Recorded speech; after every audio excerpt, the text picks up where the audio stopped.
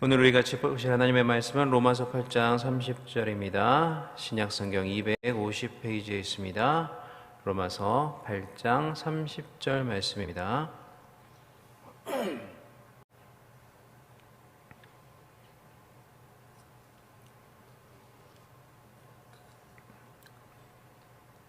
예, 다 찾으신 줄 알고 한 목소리로 같이 읽겠습니다.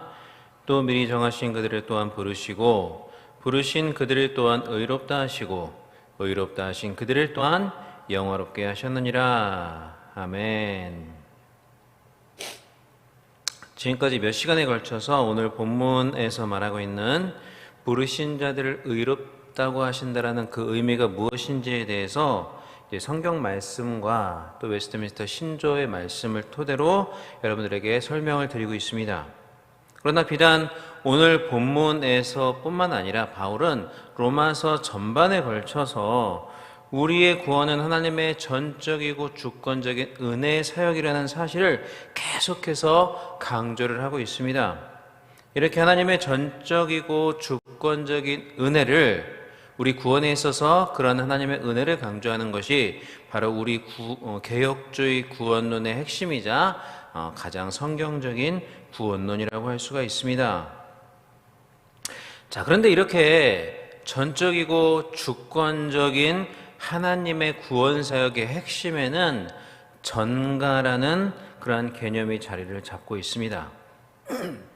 우리가 책임 전가라는 말을 자주 하지 않습니까? 이는 내 책임이 아니라 다른 사람의 책임인데 그것을 나에게 덮어 씌우는 것, 그래서 내가 한 것이 아닌 무엇인가를 나에게 전달해서 내가 한 것처럼 말하는 것을 우리는 이제 책임을 전가한다라고 이야기를 합니다.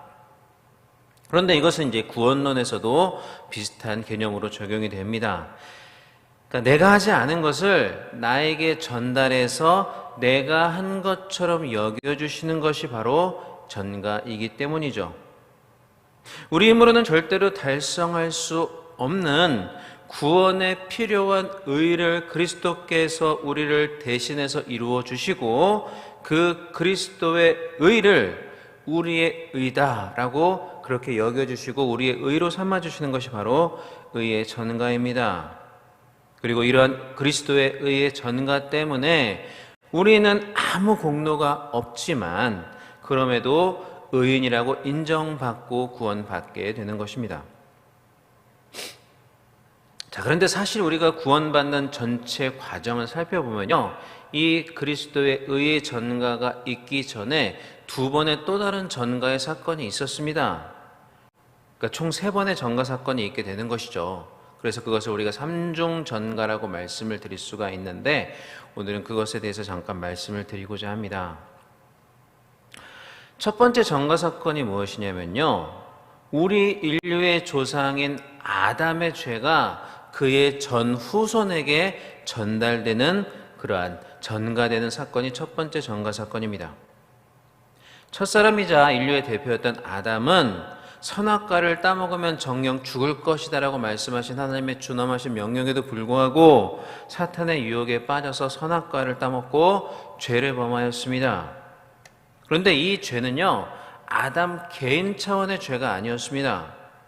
당시 아담은 인류의 대표 자격으로서 하나님과 언약을 맺었던 것이었기 때문에 그 한 사람 아담의 죄는 곧 모든 후손에게 전가가 되어서 모든 인류의 죄가 되었습니다. 이에 대해서 로마서 5장 12절 말씀은 이렇게 말씀을 하고 있습니다.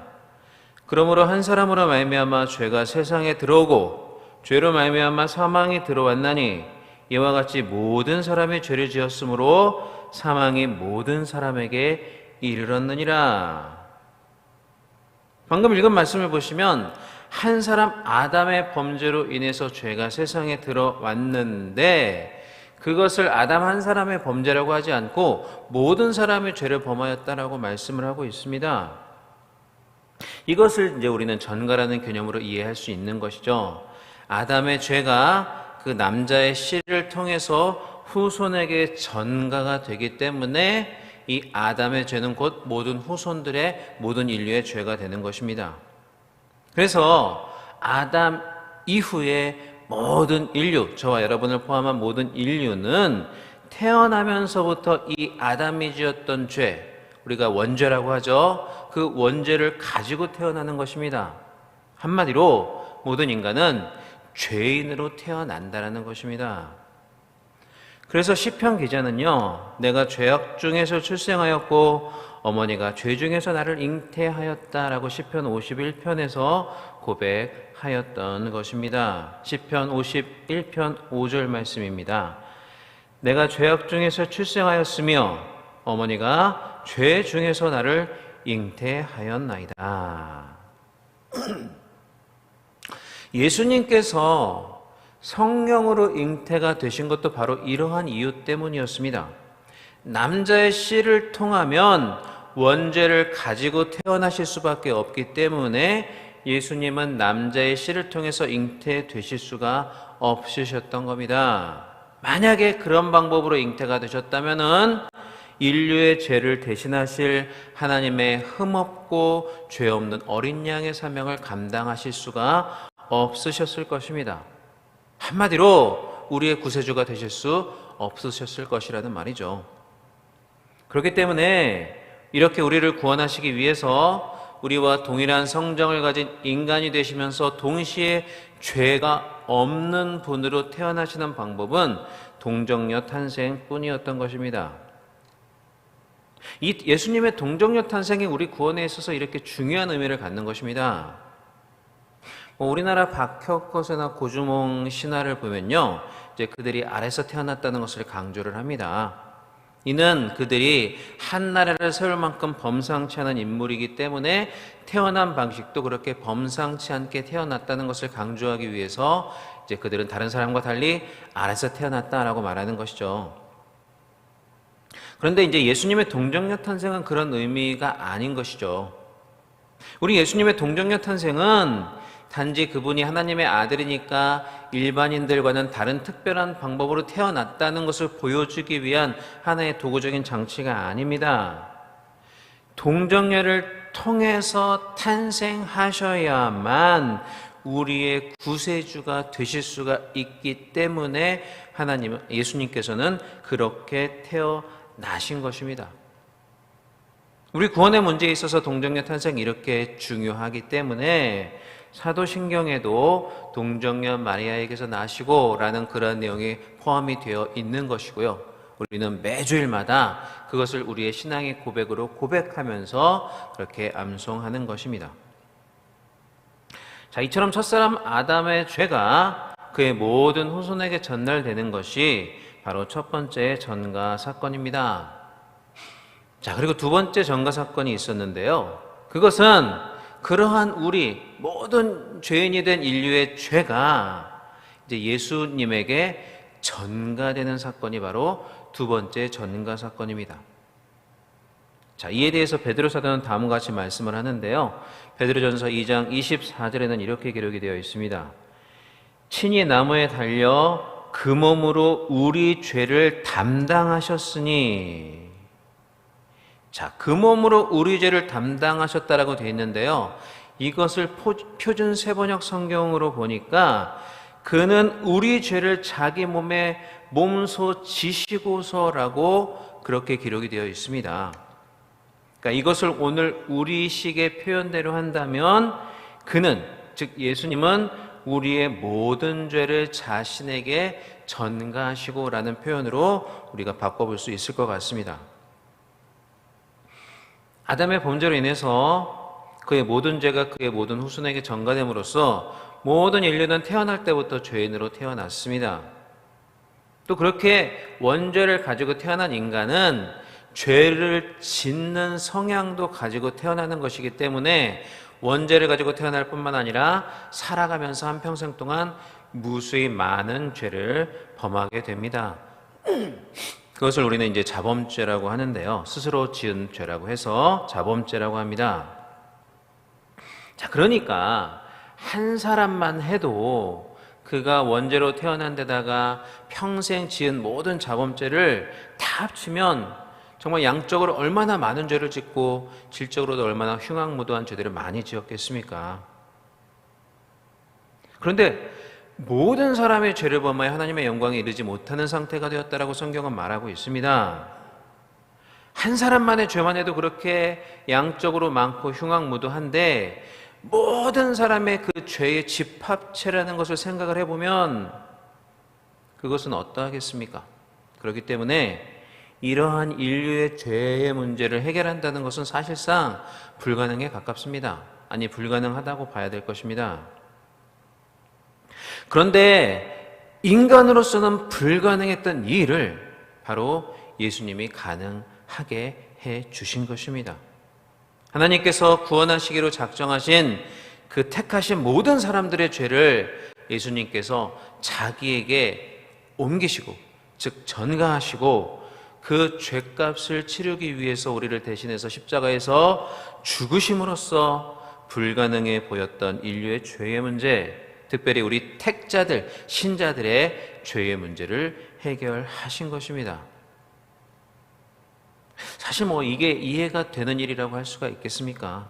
도저히 이해가 되지 않는 어처구니 없는 사랑이요, 정말 어메이징 그레이스가 아닙니까?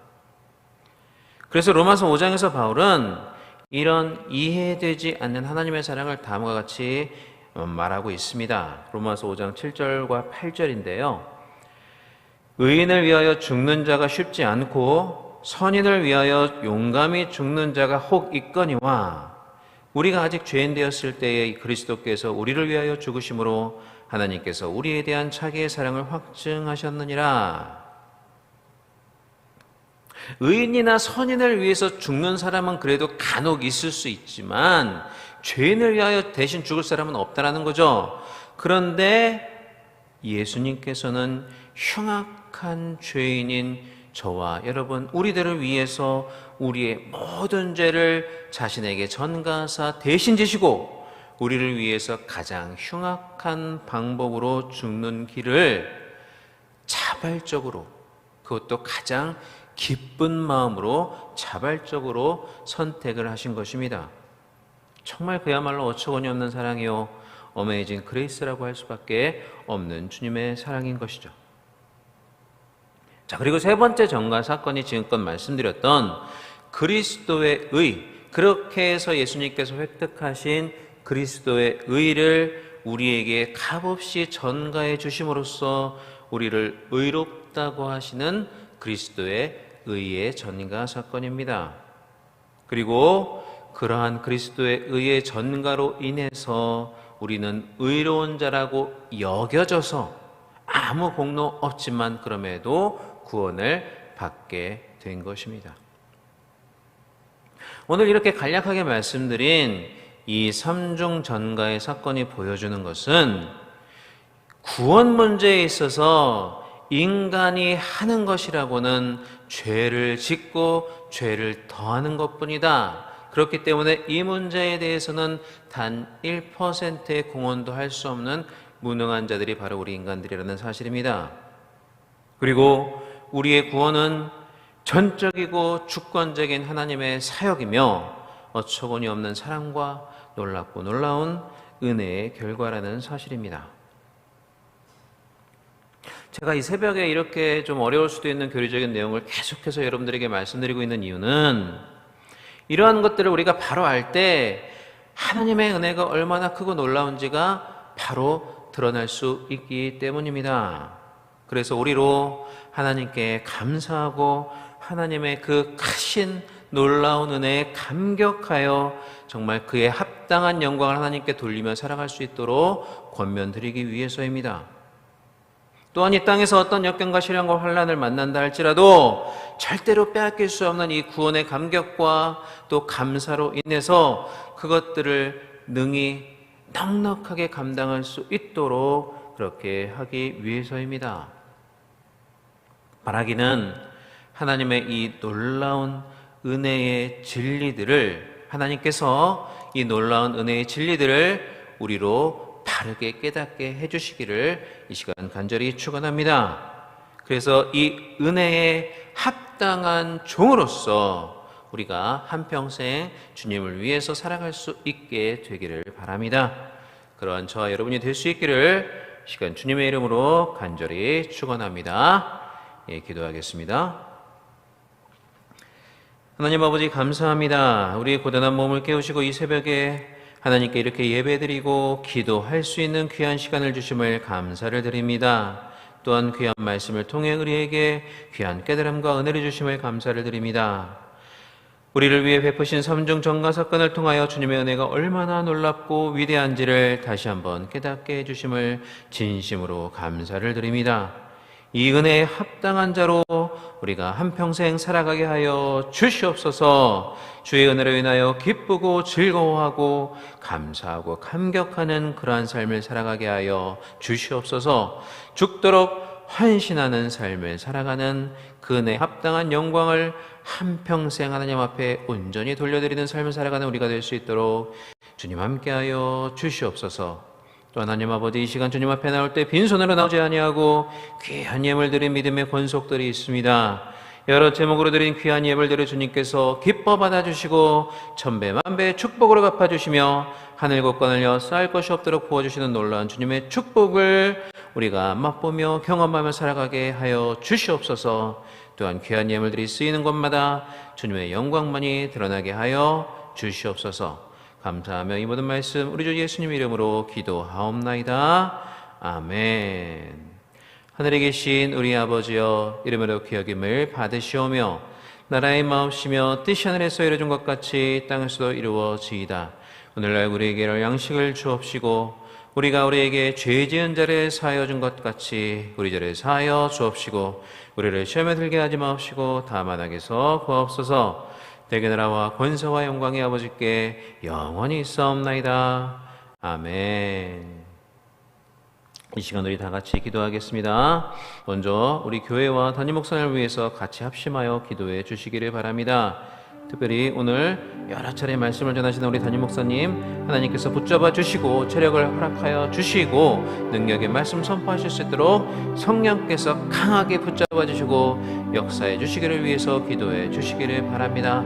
또한 각처에서 드려지는 모든 예배가 하나님 앞에 신령과 진정으로 드려지는 아름다운 예배가 될 수 있도록 위해서 기도해 주시고 신년에 하나님께서 허락하신 약속의 말씀 또 5가지 기도 제목을 놓고 간절히 기도하시며 여러분들의 각자의 기도 제목과 특별히 오늘 주신 말씀 붙잡고 간절히 기도하다 들어가시겠습니다. 이 시간 다 같이 기도하겠습니다. 사랑과 은혜가 많으신 우리 하나님 아버지, 은혜와 사랑을 진심으로 감사를 드립니다. 오늘 하루도 주님 이 새벽을 우리에게 깨워주시고 주님의 귀한 전전 앞에 나와서 또 유튜브를 통해서 하나님 앞에 예배드리고 말씀을 듣고 또 하나님의 귀한 은혜를 깨달을 수 있는 은혜의 시간을 허락하심을 감사를 드립니다. 하나님 아버지, 이 시간 우리가 합심하여 기도할 때 먼저 우리 담임 목사님과 오늘 우리 교회에서 드려지는 모든 예배를 위해서 기도합니다. 우리 담임 목사님을 능력의 장중에 붙드셔서 피곤치 않게 하여 주시고 귀한 말씀, 준비하신 말씀들을 잘 선포하실 수 있도록 성령이 함께하여 주시옵소서. 또한 각 처소에서 드려지는 모든 예배마다 성령께서 함께하여 주시고 신령과 진정으로 드리는 하나님께서 기뻐 흠양하시는 아름다운 예배들이 될 수 있도록 주님 함께하여 주시옵소서. 우리에게 주신 약속의 말씀 또 우리가 하나님 앞에 올려드린 5가지 기도 제목들이 올 한 해 반드시 이루어지도록 주님 도와주시고 그 외 각자의 기도 제목들과 오늘 주신 말씀이 우리의 삶에 역사하는 귀한 말씀들 되게 하여 주시옵소서. 우리와 함께하여 주옵소서.